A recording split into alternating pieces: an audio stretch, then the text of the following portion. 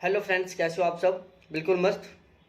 तो देखो, जो हमारा एनटीए नेट का एग्ज़ाम था जो 2 मई से स्टार्ट हो रहे थे, उसका एडमिट कार्ड यदि हम ऑफिशियल वेबसाइट के अकॉर्डिंग देखें तो वो आने वाला था कब? 15 अप्रैल को। ठीक है, और आज 16 अप्रैल हो गया है समथिंग, ये समझो 16 अप्रैल जाने वाला है आज। ठीक है, और अभी तक एडमिट कार्ड नहीं आया। देखो, अब भी हमारी प्रॉपर वे में तैयारी नहीं चल पा रही होगी आप लोगों की। थोड़ा सा ऐसा रहता है कि यार पता नहीं एडमिट कार्ड आएगा या नहीं आएगा। और इस टाइम आप न्यूज़ में सुन रहे होगे, कहीं पर लॉकडाउन लग रहा है, कहीं पर कर्फ्यू लग रहा है, कहीं पर कोई पेपर पोस्टपोन हो रहा है, कहीं पर क्या हो रहा है, कहीं पर क्या हो रहा है, कुछ समझ में नहीं आ रहा। सब कुछ एक अनसिस्टमेटिक ढंग से चल रहा है। ठीक है, तो इस टाइम में हमारी सही ढंग से पढ़ाई नहीं हो पाती, लेकिन हमें फोकस करना है किसके ऊपर? पढ़ाई के ऊपर। ध्यान रहे, हमें पढ़ाई के ऊपर फोकस करना है और जेआरएफ लेना है। जेआरएफ उसी का होगा जो अब सीरियस होकर पढ़ेगा। ठीक है, बहुत सारे लोग यूट्यूब वाले वीडियो बना रहे हैं, पेपर पोस्टपोन हो गया, वो हो गया, वो होने वाला है, सब खुद खुद की राय दे रहे हैं। ठीक है, उसी तरीके से आप अपनी भी राय लगा लो। आपको अब कोई भी न्यूज नहीं पढ़नी है। ठीक है, 20 तारीख तक आप बिल्कुल भी डिस्टर्ब मत हो। 20 तारीख तक खींच के पढ़ो, जितनी ताकत हो उतनी ताकत लगा दो 20 तारीख तक। ठीक है, तब तक एडमिट कार्ड नहीं आता है तो फिर सोचो कि भाई पेपर पोस्टपोन्ड होगा। ठीक है, लेकिन 20 तारीख तक वेट करो, माइंड को डाइवर्ट मत करो। आपको पता है ओनली 6000 का जेआरएफ होता है, 5 से 6000 के बीच में लोगों का जेआरएफ होता है। 10 लाख के आसपास फॉर्म भरे जाते हैं, 8 लाख के आसपास स्टूडेंट फॉर्म देते हैं, एग्जाम देते हैं। तो 8 लाख में से भाई साहब सीधे सीधे 60,000 स्टूडेंट तो ऐसे हैं जो जबरदस्त तरीके से नॉन स्टॉप पढ़ाई के लगे हुए हैं। ठीक है, कितने? 60,000। तो हमें भी बहुत सीरियस होकर तैयारी करनी है। और नेट भी कितने का होता है? 50-55 हजार का नेट होता है, उन्हीं का नेट हो जाता है। यदि अब हम ढीले पढ़ेंगे, सही ढंग से नहीं पढ़ेंगे, तो जेआरएफ तो दूर की बात, हमारा नेट नहीं हो पाएगा। फिर हमें नेक्स्ट टाइम के लिए इंतजार करना पड़ेगा। और ये कोविड का दौर है भाई, अगले एग्जाम का कोई पता नहीं। जब इस एग्जाम का कुछ पता नहीं चल पा रहा तो अगले एग्जाम की हम क्या गारंटी ले लेंगे कि अगला एग्जाम दिसंबर में होगा, नवंबर में होगा? कोई कुछ नहीं कह सकता। तो टाइम वेस्ट करो मत। जबरदस्त तरीके से आप में जितनी ताकत है, आप में जितनी पावर है, सारी सारी लगा दो पढ़ाई में और खींच के पढ़ो। और अब वो टाइम बचा हुआ है जिसमें आप ध्यान करो कि कौन कौन से टॉपिक आपके कमजोर हैं, कौन कौन से टॉपिकों में आप कंफ्यूज हो, उनके ऊपर आप फोकस करो। दूसरी बात, अब हमें ज्यादा पढ़ने की कोशिश नहीं करनी है। ज्यादा का मतलब, हमारा मन एक लालची होता है, ह्यूमन नेचर लालची होता है। लालची कैसे, मैं बताता हूँ। जैसे हमने 2 बुक पढ़ ली सपोज डैट, फिर हम सोचेंगे यार 2 बुक बाई चांस इससे नहीं आया तो हम चल तीसरी बुक और पढ़ लेते हैं। फिर हम तीसरी बुक लाएंगे, फिर उसको जल्दी जल्दी जल्दी जल्दी बिल्कुल फास्ट तरीके से पढ़ने की कोशिश करेंगे। फिर सोचेंगे कि यार उसमें भी नहीं आया तो मैं कुछ और एक्स्ट्रा पढ़ लूँ, मैं ये वीडियो देख लूँ, मैं वो कर लूँ, वो कर लूँ।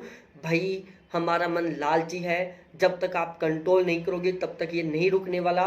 ये आपको चारों तरफ भटकाने की कोशिश करेगा। कभी ऑक्सफोर्ड बुक की ओर लेके जाएगा, कभी किसी यूट्यूब चैनल की ओर लेके जाएगा, कभी किधर कभी किधर कभी किधर। और हम क्या करेंगे? बिल्कुल डाइवर्ट हो जाएंगे, चारों तरफ भटक जाएंगे। ठीक है, अब हमें क्या करना है? बिल्कुल भी माइंड डाइवर्ट नहीं करना। जो पढ़ रखा है उसी को बार बार पढ़ना है। क्या करना है?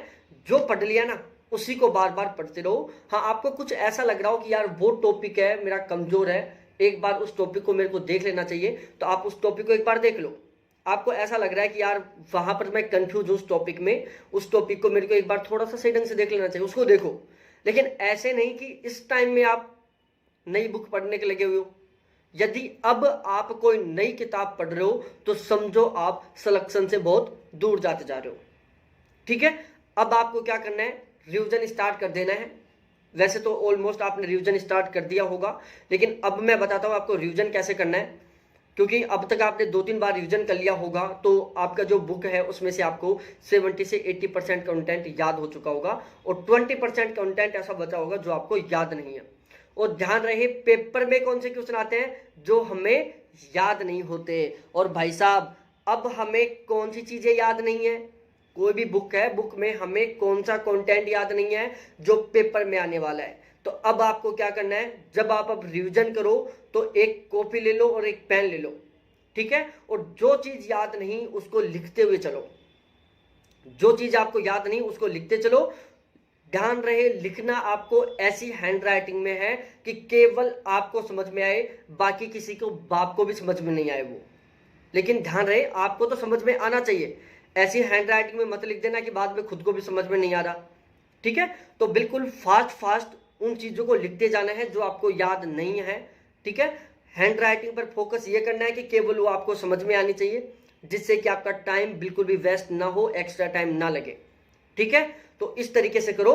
इसका आपको बेनिफिट ये मिलने वाला है कि जब आप ये एक बार रिवीजन कर दोगे तो लास्ट में आपको सपोज दैट आपके पास एक बुक थी और आपने उस बुक में ये मेथड फॉलो किया कि भाई साहब एक कॉपी ले ली और जो जो चीज याद नहीं थी पढ़ते गए, उसमें लिखते गए, और फिर आपने क्या किया, एग्जाम से एक दिन पहले उसका रिवीजन कर दिया, 2 मिनट में पूरी बुक का रिवीजन, और वो भी उन चीजों का जो आपको केवल याद नहीं थी।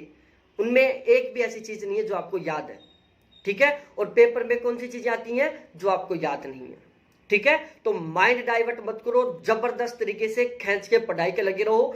कहीं कुछ नहीं करना, ना कोई मॉडल पेपर देना, अब ना कोई वैसी चीजें, नई चीजें नहीं पढ़नी है, नया मॉडल पेपर भी नहीं देना है।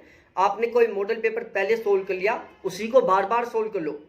अब आप अपना खुद का एनालिसिस मत करो, वरना आप डिप्रेस्ड हो जाओगे, आप डिमोटिवेट हो जाओगे, क्योंकि जरूरी नहीं है कि हमारा हर पेपर में बहुत अच्छा स्कोर हो। सपोज दैट आपकी बहुत अच्छी तैयारी है और आपने कोई मॉडल पेपर ऐसा सोल्व किया कि उसमें आपका कम स्कोर हुआ, तो आप क्या होगे, टेंशन में चले जाओगे, ठीक है। दूसरी बात, आपके पास में आ गया कोई ऐसा मॉडल 50 में से 45 क्वेश्चन सही हो गए आपके, फिर आप क्या होगे, ओवर कॉन्फिडेंस, फिर पढ़ना बंद कर दोगे, ठीक है। तो अब 15 दिन का टाइम बचा हुआ है, अब आपको कोई मॉडल पेपर सोल्व नहीं करना है, कोई नई चीज नहीं पढ़नी है, नया केवल वो पढ़ना है जो आपको लग रहा है कि यार एक बार वो टॉपिक तो मेरे को पढ़ लेना चाहिए, ठीक है। बाकी बार बार रिवीजन करना है। रिवीजन भी किस तरीके से करना है मैंने बता दिया। खाली कॉपी लो, जो चीज याद नहीं है उनको लिखते जाओ बिल्कुल फास्ट तरीके से, जिससे कि आपका एक भी मिनट वेस्ट ना हो, ठीक है। ना कहीं नया यूट्यूब चैनल फॉलो करना है, कुछ भी एक्स्ट्रा नया नहीं पढ़ना है, ठीक है। और टाइम से मतलब 1 सेकंड की वैल्यू स्टार्ट कर दो। अब 1 सेकंड की वैल्यू कैसे स्टार्ट करोगे आप भाई? अब तक हमारी सोच क्या थी, अरे यार मैं 2 मिनट के लिए खड़ा हूं, मैं क्या 2 मिनट के लिए पढ़ूं, मैं किताब खोलूंगा और फिर बंद करूंगा। अरे भाई अब ये मत सोचो, अब ये सोचो कि 2 मिनट है, हो सकता है 2 क्वेश्चन याद कर लूं, हो सकता है वो 2 क्वेश्चन पेपर में टपक जाए, ठीक है। तो अब टाइम की वैल्यू करो, 1-1 सेकंड की वैल्यू करो। अब ये मत सोचो कि यार 5 मिनट में मैं क्या पढ़ूंगा, अब ये सोचो अरे 5 मिनट में मैं 5 क्वेश्चन तो याद करूंगा ही, ठीक है। तो खींच के जबरदस्त तरीके से जितनी ताकत हो उतनी ताकत से पढ़ाई में लगा दो। जरफ निकालना है, जरफ निकालना है, ठीक है। और ध्यान रहे कोविड से बच के रहना है भाई साहब, चपेट में आ गए तो मर जाओगे भाई।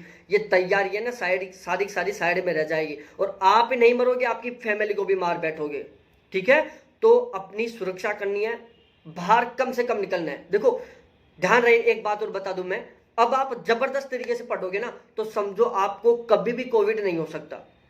आप यदि जबरदस्त तरीके से पढ़ोगे तो आपको किसी भी हाल में कोरोना नहीं हो सकता। वो क्यों नहीं हो सकता? अरे भाई तुम जबरदस्त तरीके से पढ़ोगे तो आप बाहर घूमने के लिए नहीं जाओगे, और जब बाहर घूमने के लिए नहीं जाओगे तो कोरोना क्या रूम में आके लगेगा आपको।